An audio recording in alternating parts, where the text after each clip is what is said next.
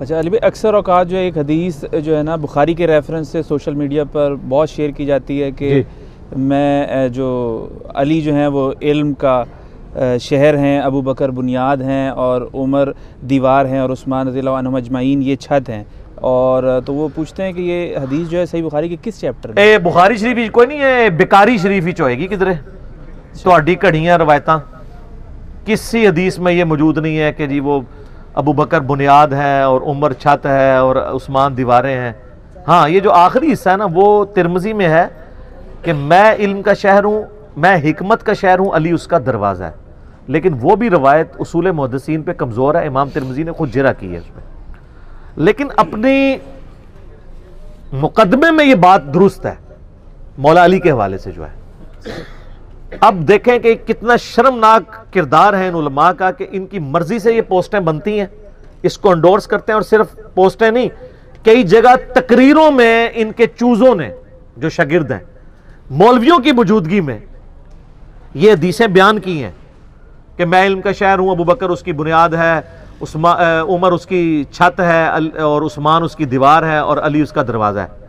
تو ان علماء کو شرم نہیں ہے یہ دنیا کی کسی کتاب میں ضعیف روایت بھی کوئی دکھا دیں، بالکل گھڑی بھی فیبریکیٹڈ روایت ہے، صرف مولا علی کے مقابلہ کرنے کے لیے، کیونکہ ترمذی میں روایت تھی نا میں علم کا شہر ہوں، حکمت کا شہر ہوں، علی اس کا دروازہ ہے. چونکہ یہ صحیح ضعیف کا فرق نہیں کرتے نا تو یہ ضعیف حدیثیں فضائل میں لے لیتے ہیں. تو انہوں نے کہا حضرت علی کی تو فضیلت ہمیں ماننی پڑی تو باقیوں کی خود ہی بنا دو. حالانکہ وہ کریکشن کے طور پہ اس میسج کو جاری کرتے ہیں. جی کریکشن کے طور پہ کرتے ہیں کہ جی اے پوری حدیثیں جے پوری او کہانی جے پائی مرنے سے پہلے اے مسلمان کر لے اس پہ غور. کتابوں کا خدا اور ہے، مدرسوں کا خدا اور، علماء کا خدا اور، بابوں کا اور بابیوں کا خدا اور. ٹھیک ہے، یہ کہانی ہے، کوئی ایسی چیز نہیں ہے. مسلم شریف میں والے ایک حدیث، اوپر تلے 3 حدیثیں ہیں، 639 640 641. اما عائشہ کے پاس ایک بندہ آگے کہتا ہے بتائیں کہ موضوع پہ مسح کی مدت نبی علیہ السلام نے کتنی مقرر فرمائی؟ تو انہوں نے کہا تم علی ابن ابی طالب کے پاس جاؤ، ان کا زیادہ وقت رسول اللہ کے ساتھ سفر و حضر میں گزرتا تھا، وہ تمہیں بتائیں گے. تو مولا علی نے پھر فرمایا کہ نبی علیہ السلام نے مسافر کے لیے 3 دن اور 3 رات، مقیم کے لیے 1 دن اور 1 رات موضوع پہ مسح کی مدت مقرر فرمائی.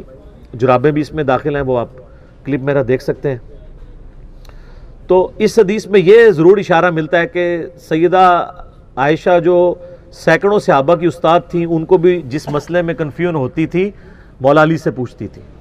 تو مولا علی کو اگر کوئی علم کا شہر بھی کہہ لے تو ہمیں کوئی اعتراض نہیں ہے، اس میں تو کوئی شک نہیں ہے.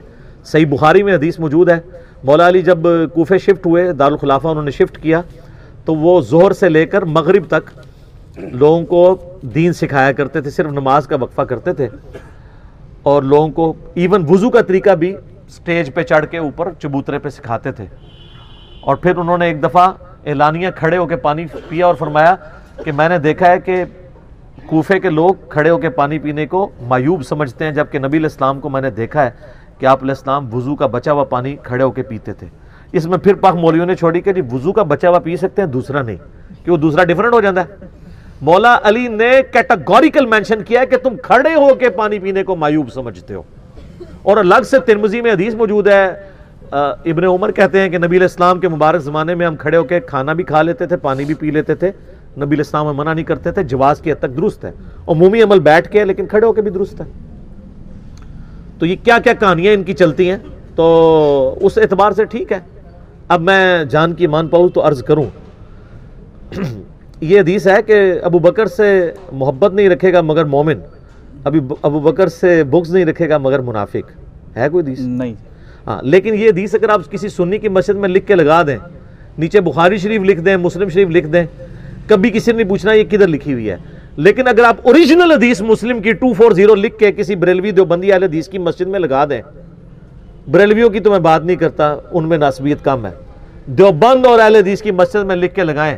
ہم نے پریکٹیکلی، ہمارے بھائیوں نے تجربہ کیا ہے، شام تک اللہ کے فضل سے دنگا فساد شروع ہو جاتا ہے. وہ ایک دو کاٹ لی حدیث مسلم شریف میں لکھی ہے. اور اگر آپ کو یقین نہیں ہے، آپ اپنے کسی کٹر قسم کے بھائی کو جو سنی ہونے کا کلیم کرتا ہو ایک میسج ٹیکسٹ کریں محرم کے دنوں میں، علی سے محبت نہیں رکھے گا مگر مومن. علی سے بکس نہیں رکھے گا مگر منافق، اور نیچے لکھیں صحیح مسلم 240، تو آگے سے جو میسج آئے گا وہ آپ کو بتا دے گا کہ مولا علی کی شان ہضم کرنا ان کے لیے مشکل ہے۔ دیکھیں نا بے سر غدیر خون پہ ہم کھڑے ہوئے ہیں نا، غدیر خون پہ نبی اسلام نے اینڈ پہ وہ بھی فرمایا تھا من کنت مولاہ فہذا علی مولاہ۔ سر کسی نے سوچا تھا کہ اہل حدیث کے ممبروں سے اہل بیت کی شان بیان ہو رہی ہے؟ آج تک تو اہل حدیث کے ممبروں سے یہ بیان ہوتا تھا فضائل صحابہ کانفرنس، اب لکھا ہوتا ہے فضائل صحابہ و اہل بیت، اہل بیت برکت کے لکھا ہوتا ہے، بیان وہی ہو رہے ہوتے ہیں، فضائل صحابہ بھی نہیں بیان ہوتے، فضائل معاویہ ہی بیان ہو رہے ہوتے ہیں۔ وہ آپ کے شر سے بچنے کے لیے، میرے شر سے بچنے کے لیے، میرے شر سے یہ لوگ نہیں بچ سکتے، میرے شر سے بچنے کے لیے ان کو منکرین حدیث ہونا شرط ہے۔ میں نے بتایا نا، غامدی صاحب نے کہا ہے کہ مجھے تو سارے کہتے ہیں کہ منکر حدیث ہوں، کیا اہل حدیث دیوبند اور بریلوی صحیح بخاری کی 2812 نمبر حدیث کہ عمار کو ایک باغی جماعت قتل کرے گی، وہ ان کو اللہ اور جنت کی طرف بلائے گا اور وہ معاویہ کی پارٹی دوزخ کی طرف بلانے والی ہوگی، یہ حدیث ماننے کے لیے کوئی تیار ہے؟ مانتے ہیں؟ وہ کہتے ہیں ہم انکاری نہیں ہیں، ہم کہتے ہیں آپ اقراری نہیں ہیں۔ ہم کب کہتے ہیں ہم انکاری ہیں؟ انکاری ہو تو آپ کی جرت نہیں ہے، لیکن آپ کونے بڑے نے، اقراری بھی کوئی نہیں نے۔ چھوڑ دیو، کربلا ہر جگہ آ جاندی ہے، اگے ٹرو۔